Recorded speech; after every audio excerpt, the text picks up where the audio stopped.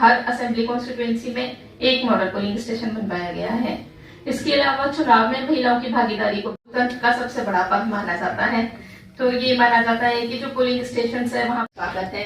तो पहले मैं आपको थोड़ा संक्षेप में ये बताऊंगी कि हमारे यहाँ कितने इलेक्टर्स हैं, क्या क्या हमने इलेक्शन की तैयारी की है। तो हमारा जो पार्लियामेंट्री कॉन्स्टिट्यूएंसी है कुरुक्षेत्र में, उसमें कुछ पार्टी यमुनानगर का और कुछ डिस्ट्रिक्ट कैथल का भी आता है। प्रेस कॉन्फ्रेंस का आयोजन किया गया है। दोबारा से मैं आप सभी का हार्दिक स्वागत करती हूँ और मैं मैम से रिक्वेस्ट करूंगी कि प्लीज हमारे जितने भी ये प्रेस से आए साथी हैं सहयोग करें ताकि हम भारत निर्वाचन आयोग का जो मोटो है कि हम एक स्वतंत्र और निष्पक्ष चुनाव करें।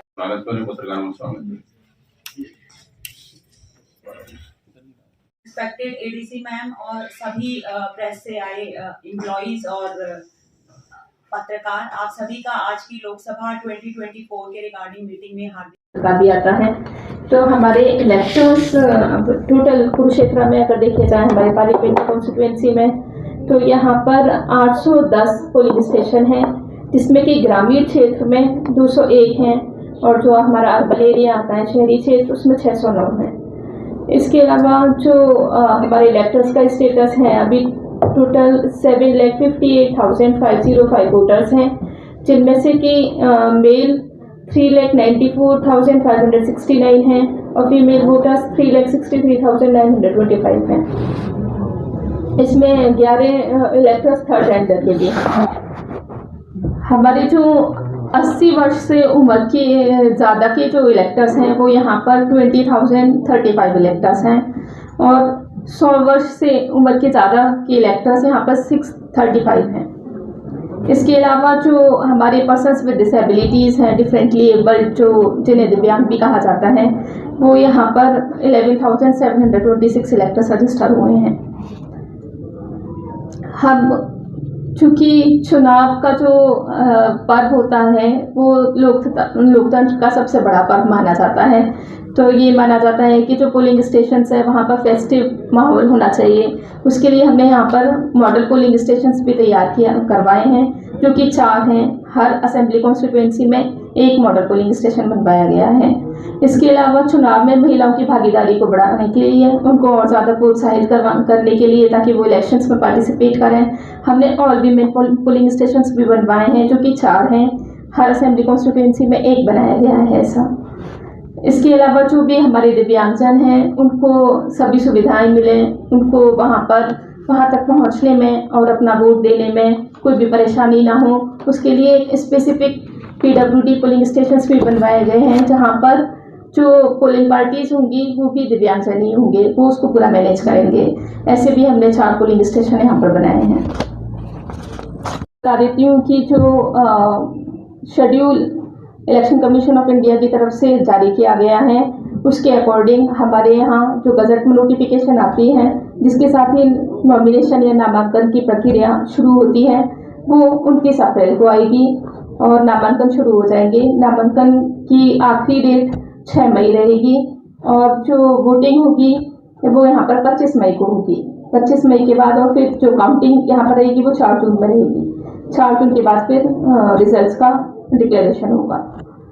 तो हालांकि अभी नोटिफिकेशन आने में काफ़ी टाइम है, लेकिन अनाउंसमेंट के साथ ही मॉडल कोड ऑफ कंडक्ट, जिसको कि आदर्श आचार संहिता भी कहते हैं, वो लग जाता है और उसको इन्फोर्स कराने में प्रशासन के साथ साथ मीडिया का भी बहुत अहम रोल रहता है।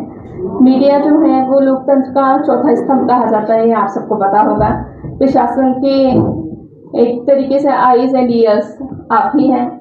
आप लोग देखेंगे और हमें बताएंगे। अगर आपको लगता है कि कहीं पर कोई वायलेशन हो रहा है MCC का, तो आप प्रशासन से ज़रूर संपर्क करें। इसके अलावा मैं आपसे कहना चाहूँगी कि MCC की जो कुछ डायरेक्शंस आती हैं, वो कुछ रूल्स होते हैं जो गवर्नमेंट ऑफिशियल्स पे एप्लीकेबल होते हैं, कुछ होते हैं जो पॉलिटिकल पार्टीज़ पर, पॉलिटिकल पर्सनस पर एप्लीकेबल होते हैं और कुछ ऐसे होते हैं जो मीडिया पर एप्लीकेबल होते हैं। तो मैं आप सबसे अनुरोध करना चाहूँगी कि जो भी आप लोगों के लिए गाइडलाइंस दी गई हैं इलेक्शन कमीशन ऑफ इंडिया की तरफ से, आप उनका पालन करें। किसी भी ऐसी न्यूज़ को ना पब्लिश करें जिसमें कि किसी की धार्मिक भावनाओं को आहत करें या किसी के व्यक्तिगत किरदार पर कोई टिप्पणी हो। तो इस तरीके की जो भी सूचनाएं हैं या जो भी न्यूज़ हैं या जो भी स्टोरीज हैं उनको पब्लिश करने से बचाएं। हमें कुरुक्षेत्र में एक निष्पक्ष और एक पारदर्शी और हिंसा से रहित चुनाव करवाना है। उसके लिए हमने कुछ तैयारियां की हैं, जिसमें कि हमने फ्लाइंग स्क्वाड टीम्स बनाई हैं। 24 ऐसी टीम्स बनी हैं। हर असेंबली कॉन्स्टिट्यूएंसी में 4 ऐसी टीम्स एक्टिव रहेंगी, जो ऑलरेडी हमने एक्टिव कर दी हैं और ये ऑपरेशनल हैं सारी टीम्स। स्टैटिक सर्विलेंस टीम्स हमने ऐसी बनाई है जो एक जगह रुक कर, जैसे कि फ्लाइंग टीम्स होती हैं, वो एक जगह से दूसरी जगह लगातार टूर करती रहती हैं और एमसीसी वायलेशंस हैं या कोई भी वायलेशन उन्हें दिखाई देता है तो उस पर कार्रवाई करती हैं पूरा। तो इस तरीके की टीम्स भी हमने 24 बनाई हैं, जो कि हर असेंबली कॉन्स्टिट्यूएंसी में 4 हैं। इसके अलावा वीडियो सर्विलांस टीम्स बनाई हैं, जो कि लगातार वीडियोग्राफी करती रहेंगी। ऐसी टीम्स 4 बनाई हैं। हर असेंबली कॉन्स्टिट्यूएंसी में एक ऐसी टीम एक्टिव है। जोनल मजिस्ट्रेट्स बनाए गए हैं 24, जो कि हर असेंबली कॉन्स्टिट्यूएंसी में 4 जोनल मजिस्ट्रेट एक्टिव रहेंगे। इसके अलावा सेक्टर ऑफिसर्स भी टोटल 67 लगाए गए हैं। इन टीम्स के अलावा एक इलेक्शन एक्सपेंडिचर मॉनिटरिंग टीम है और एक मीडिया मॉनिटरिंग और मीडिया सर्टिफिकेशन कमेटी भी बनी है। कोई भी वोटर्स को कोई भी इंफॉर्मेशन लेनी है, कोई शिकायत करनी है या किसी भी तरीके की जानकारी इलेक्शन से संबंधित वोटर्स को या किसी को भी प्राप्त करनी है, तो उसके लिए टोल फ्री नंबर होता है जिसका 1950, जिसको वोटर हेल्पलाइन भी कहते हैं। तो उस पर आप बात करके कोई भी जानकारी प्राप्त कर सकते हैं।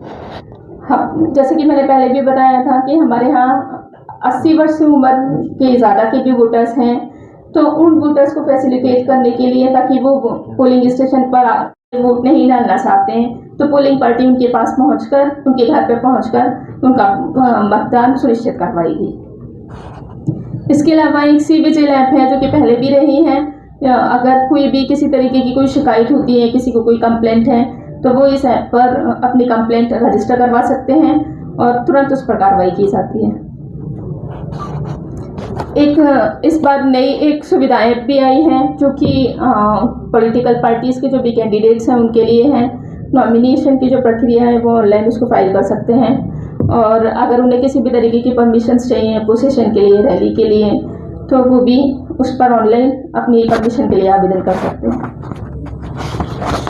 इसके अलावा आपको बताना चाहूँगी कि मॉडल कोड ऑफ कंडक्ट लागू होने के साथ ही जो भी कार्रवाई होती है वो जिला प्रशासन के द्वारा शुरू करवा दी गई है, और आगे भी इस चीज़ का पूरा ध्यान रखा जाएगा कि कहीं पर भी मॉडल कोड ऑफ कंडक्ट का वायलेशन ना हो, और हम और आप मिलकर ये सुनिश्चित करेंगे कि यहाँ पर चुनाव निष्पक्ष तरीके से और सभी को एक लेवल प्लेइंग फील्ड मिले चुनाव में, और शांतिपूर्ण ढंग से हम ये चुनाव संपन्न करा पाएँ।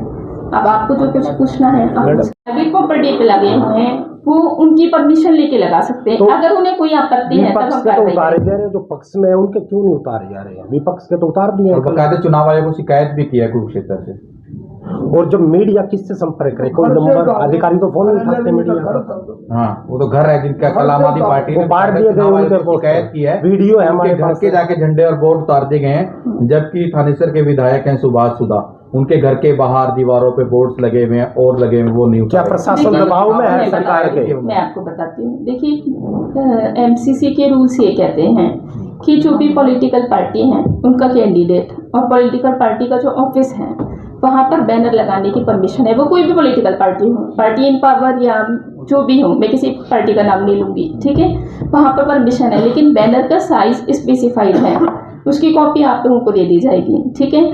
उसी साइज का बैनर वो वहाँ पर लगा सकते हैं, और जो भी पॉलिटिकल पार्टी है वो अपने ऑफिस में लगा सकते हैं। जैसे अभी साथी ने कहा दर्शन जी ने कि किसको हम शिकायत किसको करें, किसको कोई कॉन्टैक्ट नंबर? देखिए, 191950 एक हेल्पलाइन नंबर है, वहाँ पर आप शिकायत कर सकते हैं। CVGIL ऐप पर आप शिकायत कर सकते हैं। तो आम जनता के लिए, अगर मीडिया तो अलग होगी ना, चौथा स्तंभ आप बोल रहे हैं, आप इलेक्शन तहसीलदार साहब से भी बात कर सकते हैं, इनको शिकायत कर सकते हैं, या जिला के जो भी अधिकारी हैं उन सबको आप बता सकते हैं। फोन नहीं उठाते। डी साहब का सवेरे फोन आता है, ऊपर फोन करते हैं हम लोग, तो बताओ कैसे करें? किसने फोन नहीं उठाया? मेरा फोन नहीं उठाया। कॉर्पोरेशन सबसे पहला कॉर्पोरेशन तो यहाँ देखने को मिला कि जब अशोक यादव जी कह रहे हैं कि नहीं उतरे हैं और आप उनकी बात को नकार रहे हैं, नकारने का मतलब होता है उनको झूठा कहना इनडायरेक्ट वे से। नहीं, मैं नकार नहीं रही, मैं नकार नहीं रही। आपने एकदम से सिरे से नकारा। नहीं, मैंने आपसे क्या कहा कि आप हमारे आईज और ईयर्स हैं, अगर कहीं हमारी नजर रह गई है तो वो आप हमें बताइए, हम उसको करेंगे। मैंने आपसे ये कहा है। बताएंगे फिर आप बोलेंगे और उतर जाएगा, इसका मतलब प्रशासन की नजर में है ही नहीं है। बताने के लिए फोन किया टाइमिंग मैंने नोट किया हुआ है, यहाँ मीटिंग में आने से पहले का वीडियो दिखा सकता हूँ आपको पर्सनल। मैं आपको वीडियो दिखा सकती हूँ कि वो उतारा जा रहे हैं, मैं भी दिखा सकती हूँ। बट ये भी तो हम दिखा सकते हैं। हम कुछ रहते हैं वो उतर जाएंगे, ये कहना एक अलग बात हो, ये कहना कि भाई उतार दिए हैं। देखो सुनो, आपकी जो भी कंप्लेंट्स रही हैं ये हो सकता है कि कहीं पर लगा रह गया हो कुछ, हाँ, ये भी हो सकता है। ये बात है। मैंने वही तो आपसे कहा कि आप प्लीज हमें बताएं, हमारी संज्ञान में लेकर आए, हम तुरंत कार्रवाई करेंगे। बताए कहाँ हम मैडम? कार्रवाई ना करें तो गलत है। बताओ तो कहाँ बताए? कोई नंबर बताए बता किसको अधिकारी का, बताए? कोई पता हो मीडिया किसको बताए? डी साहब उठाते हैं। मैंने नाम लिया इलेक्शन तहसीलदार मैडम को बता दीजिए। सर को बता दीजिए, या डीपीआर सर तो हमारे DPRO साहब को नहीं, बता दीजिए। बाइक कौन देगा? सुनो, यहाँ तीन आप अधिकारी दोनों में से हैं, किसी को भी बता तीन दीजिए। अधिकारी हैं, तीनों ने एक दूसरे के ऊपर डाल दिया, उनने उधर। DPRO साहब को नहीं, बता बाइट फिर दीजिए, ठीक है? डीपीआरओ देंगे इसमें। बाइट कौन देगा? हमारे को वर्जन चाहिए टीवी के लिए, बाइट फिर वो देंगे। बाइट होती है ना हमारी टीवी के लिए, हाँ तो बताए कोई अधिकारी हो मैडम, हमारे कैमरे का क्या बताना मैं पड़ेगा? बता रही हूँ, DPRO साहब को बता दीजिए। डीपीआरओ साहब आप बाइट दो प्लीज आपसे करेस्पॉन्ड करें। बाइट डीपीआरओ नहीं देंगे। मैम ARO उसके पास है। जैसे यहाँ का थानेसर में SDM है, हर जगह से ना SDM की ड्यूटी लगा मैडम बाइट देने के लिए। इसके कंसर्न ही बाइट देगा। एसडीएम तो देता नहीं। एसडीएम है वो हमारे यार मना करते हैं। उनके पास जाके आप बाइट दे सकते हैं। अरे मेरे को नहीं पता इस बारे में। एसडीएम को फोन लगाओ, कल आज हम हमारा कोई डीसी सर की तरफ से यूनिफॉर्म ऑर्डर करा देते हैं। आपकी कोई भी कंप्लेंट है आप DPRO सर को फॉरवर्ड करें। DPRO सर हमारे जो कंसर्न AROs हैं। फिर इलेक्शन तहसीलदार की जरूरत क्या है? ये काम डीपीआरओ बाइट नहीं कौन देगा? करेगा। बाइट का देखो अभी मैं आपसे बात कर रही पोस्ट अलग है, उनका काम अलग है। आपकी रिस्पॉन्सिबिलिटी वो कैसे मना इसका मतलब आपको ही अपने अधिकारों का नहीं पता। बोल रही हूँ नहीं बाइट लेने के लिए SDM साहब के पास जाइए। एसडीएम तो क्या मना करते ऑर्डर हैं। पास करेंगे आप उनके लिए? अदरवाइज वो कह देंगे मेरे को तो मैं अथोराइज ही नहीं हूँ। कल बोल रहा था वो। अथोराइज करेगा। डॉक्टर साहब कल बोल रहे थे, वो कह रहा मैं बाइट ऑथराइज कर देंगे, ऑथराइज कर देखो आप यदि स्पोर्ट चाहते हैं तो स्पोर्ट एक माहौल बनाया जाता है स्पोर्ट लेने का जो होते हैं। कुरुक्षेत्र का प्रशासन मीडिया का बोलता है, नहीं एक मिनट, डरता है, कोई बात बाइट नहीं नहीं। देता, बाइट नहीं देखिए देता। आराम से बैठ के बात करते हैं ना। ये बताओ आपको दिक्कत क्या है? फोन उठाने से दिक्कत है? बाइट अच्छा हमें बाइट की जरूरत होती है टीवी पे। फोन किया पहली बात तो उठाते नहीं। डी साहब उठाते हैं। डी साहब कहता बाइट नहीं मैं देता। तो बाइट कौन देगा? देखो फोन उठाने की मैं एक बात बताऊं, अभी मैं आपसे बात कर रही हूँ, कम से कम 15 मिस कॉल मेरे इसमें हो गई होंगी आपसे बात करते में। क्या मैं आपसे बात छोड़कर पहले अपना फोन उठाऊं? इसका मतलब आप हाँ? फोन नहीं उठाओगे? नहीं मैंने ये नहीं कहा, लेकिन मैं ये कह कितनी रही बार? हूँ कि 4 बार, हमेशा 5 पॉसिबल नहीं बार, होता। 5 बार, 4 बार, 10 बार, कितनी बार नहीं उठा? अरे भाई हमेशा आप अगर 1 घंटे के अंतराल में, मैं 1 घंटे की प्रेस कॉन्फ्रेंस कर रही हूँ अगर, ठीक है, 1 घंटे के अंतराल में 5 भी कॉल आएंगी, 10 भी आएंगी, 15 भी आएंगी, वो मिस हो जाएंगी। किसी ठीक है? अधिकारी को एक डिप्यूट कर दें, बेशक आरओ हो, रिटर्निंग, वो बाइट देगा हमारे। जो मीडिया को बाइट दे सके। कुरुक्षेत्र लोकसभा का हेडक्वार्टर यही है। कैथल वालों को भी यहीं आना पड़ेगा, रादौर वालों को भी यहीं आना पड़ेगा, शाहबाद वाले भी यहीं आएंगे, पेवा वाले भी यहीं आएंगे, जर्नलिस्ट भी यहीं आएंगे। किसी एक चलो एक काम करते हैं। नहीं मैं आपकी प्रॉब्लम समझ गई, ये एक जेन्युइन प्रॉब्लम है, क्योंकि आपको बाइट की जरूरत पड़ती है, आपको एक ऑफिशियल वर्जन की जरूरत पड़ती है। ठीक वही है, बात है। कोई बात नहीं, हम एक किसी अधिकारी को डिप्यूट करके वो कॉपी हम आपको इंटीमेट कर देंगे कि हमने इस अधिकारी को डिप्यूट कर दिया बाइट के लिए। ठीक है, नेगेटिव के लिए भी होगा, वो बोला कि नेगेटिव हम उसमें नहीं देखो जिस भी अधिकारी को हम डिप्यूट करेंगे उनके पास सारी इन्फॉर्मेशन होगी इलेक्शन से संबंधित, और वो आपके सारे जवाब जितने भी सवाल होंगे उनका जवाब देने के लिए ऑथोराइज्ड भी हम होंगे। न्यूज ठीक है, प्लेस करते हैं, उसमें ना अधिकारी का वर्जन जरूरी होता है। सबसे पहले हम ऑफिस से हटवा रहे थे, फिर हम पब्लिक प्लेस थे, फिर हम प्राइवेट प्रॉपर्टी कैसे हटवाएंगे? तो जब आपने बताया था तब 24 घंटे भी नहीं हुए थे। ठीक है, चल मैम एक तो वर्जन के लिए हमारा वो कर दो, कोई भी अधिकारी जो वर्जन दे। हाँ, मैंने बताया, क्योंकि ये हम करवा आप देंगे। इन्हें हाँ, कहा करवा ना देंगे। कि न्यूज ऐसी फ्लैश हो किसी में विवाद ना हो। हाँ, अगर बिल्कुल वर्जन चला गया तो कोई नहीं, ये दिक्कत तो नहीं। अच्छी बात है। Then the facts will be verified और आपकी रिपोर्ट जो होगी उसमें ऑफिशियल वर्जन शामिल होगा। अच्छी बात है। दूसरा मेरा एक सवाल ये रहेगा, 36 है मैम, वहाँ पे क्रिटिकल तो नहीं है हमारे पास। मैम क्रिटिकल है अब बट अभी फाइनल एसपी से जैसे ही हमारे पास आएगा वो हम पब्लिश कर देंगे। कोई नहीं, अभी उसमें आगे अभी थोड़ा टाइम लगेगा, ठीक है।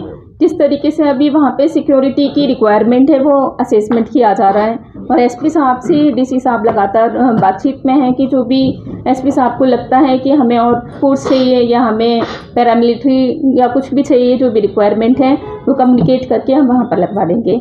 और जब ये डिसाइड हो जाएगा कि कितने पोलिंग स्टेशंस पे लगनी है, कितनी सिक्योरिटी हमने मांगी गई है अलग से, तो जब ये डिसाइड हो जाएगा तब आपको इंटीमेट करवा दिया जाएगा। मैम जो 80+ वोटर्स हैं, जो 80+ वोटर्स के लिए कुछ नया अब दीवार आया है, तो उनके लिए मैम क्या फैसिलिटी दी गई है और अवेयरनेस कैसे मिलेगी उनको? कोई लिंक शायद एक किस बूथ के लिए? सॉरी, जो 85+ वोटर्स हैं, 80 साल से ऊपर के जो वोटर्स हैं, उनके लिए अब की बार कोई फैसिलिटी शुरू की गई है? देख, तो वो एक तो उनके लिए सबसे बड़ी फैसिलिटी तो यही है कि वो घर से कर सकते हैं मतदान, लेकिन फिर भी बहुत से लोग प्रेफर करते हैं कि हम वहीं पर पोलिंग स्टेशन पर जाके मतदान करें। तो वहाँ पर रैंप की फैसिलिटी होती है, व्हील चेयर होते हैं, उनके लिए एक असिस्टेंट होते हैं और मतलब यही सारी चीज़ें उनको चाहिए होती हैं कि वो एक्सेसिबल रहें। रैंप वगैरह वहाँ बनाई जाती है, व्हील चेयर वहाँ प्रोवाइड की जाती है, उनके असिस्टेंट्स के लिए वहाँ पर कुछ लोग प्रोवाइड किए जाते हैं। जो अवेयरनेस है कि उनको ये फैसिलिटी दी गई है, घर से वो वोट कर सकते हैं, उसके लिए कोई मतलब अपॉइंट किया गया है किसी को? उसके लिए नहीं बताया भी गया है और स्वीप एक्टिविटीज़ अब बहुत ज़्यादा इंटेंसिफाइड हो जाएंगी। आप लोगों को पता होगा कि स्वीप एक्टिविटी चलाई जाती हैं सबकी अवेयरनेस के लिए, ताकि लोगों को हम क्या क्या एप्स यहाँ पे दी गई हैं, क्या क्या टेक्नोलॉजी यूज़ की जा रही है इलेक्शन प्रोसेस में, उनके बारे में सभी को पता चल पाए और सभी ज़्यादा से ज़्यादा मतदान करें। स्वीप एक्टिविटीज़ अब और भी ज़्यादा इंटेंसिफाइड होंगी क्योंकि अब इलेक्शन का अनाउंसमेंट हो चुका है और हर घर तक ये जानकारी पहुँचाई जाएगी कि उन्हें किस तरीके का हम फैसिलिटेशन प्रोवाइड करवा रहे हैं, जो ओल्ड या एजेड वोटर्स हैं उनके लिए, या जो PWD वोटर्स हैं उनके लिए, या जो महिलाएँ हैं उनके लिए। तो खास तरह से कुछ ऐसा रखा जाएगा, क्योंकि हरियाणा में कुरुक्षेत्र एक ऐसा डिस्ट्रिक्ट है सबसे ज़्यादा जहाँ से मतदान होता है, कोई स्टार कैंपेन्स वगैरह के लिए, कोई किसी स्पोर्ट्स पर्सन को या कोई ऐसा सेलिब्रिटीज रखा जाएगा कि ज़्यादा से ज़्यादा लोग मतदान करें, मतदान खुलकर करें, क्योंकि मतदान करना सभी का फर्ज है। देखिए, अभी तो हमने कुछ लोग आइडेंटिफाई किए हैं, कुछ स्पोर्ट्स पर्सन हैं, कुछ अच्छी वो भी हैं यहाँ की, जो कुरुक्षेत्र यूनिवर्सिटी की कुछ 2-3 बच्चियाँ हैं जिनको हमने आइडेंटिफाई किया है इन सब चीज़ों के लिए।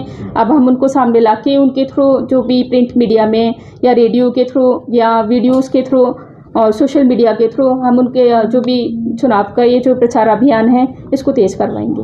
तो मैडम एक सवाल है मेरा, जैसे गाड़ी वो खुद ही अपने चेंज कर लेते हैं, कोई भी पार्टी होगी, मैं नाम नहीं लेता, गाड़ी पे स्टिकर लगा दिए, कलर चेंज कर दिया और अपने प्रचार कर रहे ऊपर स्टिकर लगा के, क्या अलाउ? नहीं, ये अलाउ तो नहीं है। जो भी अगर ऐसा हो रहा है आप हमारी नज़र में लेकर आइए, किसने लगाया है, कहाँ आपने देखा, कोई वीडियो, कोई टीम में वो देखे ना, हम तो फिर लाएंगे, हम तो खबर चलाएंगे, कम्युनिकेशन का यही तो दिक्कत है ना। आपकी जो इलेक्शन की जो भी टीम है ना वो देख नहीं रही है तो ढंग से कि गाड़ियों कुछ हो रहा है, टेप लगा के, स्टिकर लगा के, उस पे अपने लोगो लगा के, स्पीकर लगा के घूम रहे हैं। जो कलर व्हाइट है, व्हाइट कलर नहीं है, अपना कलर बना दिया। कोई भी पार्टी हमें थोड़ा सा सख्ताई से करिए जो भी आपके। नहीं, हम अपनी जितनी भी टीम्स हैं, देखिए अभी टीम्स फंक्शनल हुई है हमारी सैटरडे में 3 बजे के बाद से, ठीक है। तो मुझे लगता है कि अब जितना ज़्यादा वो लोग वो यहाँ पर अपना टूर करेंगे, ऐसी चीज़ें पकड़ में आएंगी और उन पर एक्शन भी लिया जाएगा। सिर्फ उसका नंबर दिखता है, लोगो भी दिखता कौन सी कंपनी की गाड़ी है, कलर अपना लगाया और अपना उसके ऊपर अपना जो हम इस पर कार्रवाई करेंगे। दिया गया है, लेकिन जो ऐप के थ्रू कंप्लेंट्स आएंगी उनमें एक बार लोकेशन बेस्ड हो जाती है, लेकिन हम फिर भी ये भी सुनिश्चित करेंगे कि हमारे पास कोई कंप्लेंट आती है तो हम उसकी जियो टैग फोटो रखेंगे।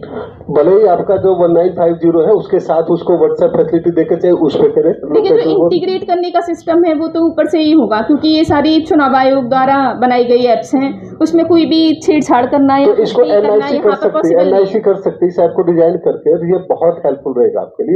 आपका सुझाव काफी अच्छा है, ठीक है। ये मैं चुनाव आयोग की जो हमारे हरियाणा की वेबसाइट है, जिससे हम अपना वोट पहचान पत्र, बूथ, कोई भी चीज उसमें पब्लिक कॉर्नर के लिए है, तो वो उस पार्ट के लिए वो वहां से पासवर्ड का जो मैंडेटरी है ना वो हट जाए और वो मोबाइल से रजिस्टर पब्लिक का, नहीं तो यहाँ ऑफिस में भीड़ लगेगी, हर कोई आएगा उठा करके। ऊपर ये बात कर लेते हैं। हाँ, ये उसका टेक्निकल आप नोट कर लीजिए आएगी, लेकिन वो सक्षम ऐप पे उन्हें बताना होगा कि वो ये फैसिलिटी अवेल करना चाहते हैं। एक सक्षम ऐप भी बनाई गई है, शायद आप लोगों को पता होगा, कि जिसमें ये भी 80+ जो वोटर्स हैं उनके लिए बनाई गई है। उन्हें किसी भी तरीका असिस्टेंस चाहिए, उन्हें कुछ भी सपोर्ट चाहिए एडमिनिस्ट्रेशन से, तो वो उस पर डाल सकते हैं एप्लीकेशन। और गाड़ी लेने आएंगे वहाँ ईवीएम ले जाने होगा, ऐसा कुछ मशीन का ऐसा कोई ऐप वगैरह का प्रबंध होगा, वहीं वो वोट गाड़ी जाएगी। गाड़ी तो आएगी उनके पास। कहा था ना भी घर पे वोट डालने का प्रावधान होगा, ये बताया गया ना जी। वो तो पोस्टल बैलेट के थ्रू ही होगा, पोस्टल बैलेट नहीं, 80 साल ईवीएम तो नहीं जाएगा। वाली जो एज है ना वो 85 हो गई है, और पोस्टल बैलेट के अगर वो अपार्टमेंट पूरा बनाया जाएगा ईवीएम के साथ। अच्छा। लेकिन एक बार इसको मैं चेक कर लेती हूँ और आपको ये इन्फॉर्मेशन दे देते हैं। लेकिन ये जो होगा ये तभी पॉसिबल होगा जब हमारे पास पहले से एप्लीकेशन आएगी कि हमें ये करवाना है। कितने दिन पहले करना पड़ेगा मैडम ये सक्षम ऐप पे जो आपने कहा कि जो वो अभी कर दें जितनी जल्दी पॉसिबल हो। मेरे हिसाब से जो 80 वर्ष से ऊपर के हैं जो आधे से ज्यादा टैचर मशीन को फोन नहीं चलाना, तो उनको रजिस्ट्रेशन कराने के लिए भी कहीं जाना पड़ेगा। हाँ, तो एप्लीकेशन भेज सकते हैं वो यहाँ पर। फिर भी आना पड़ेगा ना। अच्छा, एप्लीकेशन लिखे तो मैं हाँ, किसी के थ्रू भिजवा सकते हैं, मेल करवा सकते हैं यहाँ पर वेबसाइट पर जिला प्रशासन की। रिटर्न में रिक्वेस्ट देनी पड़ेगी कि मैं ये कि हमें कोई अधिकारी इस चीज़ के लिए डिप्यूट कर देंगे जो आपकी मीडिया के साथ कोऑर्डिनेशन बना के रखेगा। आपको जिस तरीके की इंफॉर्मेशन चाहिए, जो सूचना चाहिए या कोई बाइट चाहिए, वो आपको प्रोवाइड करेंगे। आज हो जाए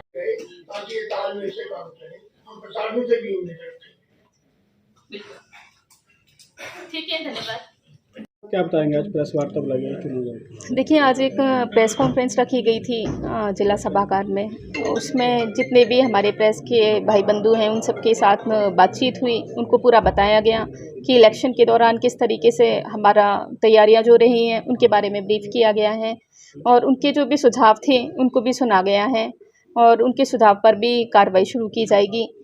और हमारी ऐसी आशा है कि जो प्रेस के रिप्रेजेंटेटिव्स हैं, जो हमारे जर्नलिस्ट हैं, उनके सहयोग से और जिला प्रशासन के अधिकारी ये चुनाव को काफ़ी अच्छे मतलब निष्पक्ष वातावरण में और शांतिपूर्ण वातावरण में संपन्न करवाएंगे।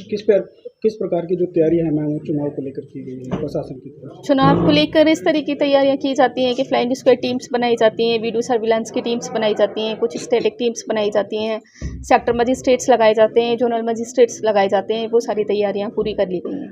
मैडम, जो होल्डिंग लगाए हुए अभी उतारे जाएंगे, वो अभी होल्डिंग लगे हुए हैं जो उतारे जाएंगे?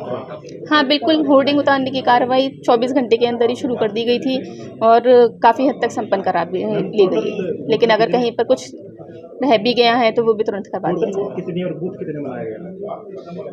10 बूथ बनाए गए हैं, जिसमें कि रूरल एरिया में 201 हैं और अर्बन में 600। टोटल वोट कितने मैम लोकसभा की?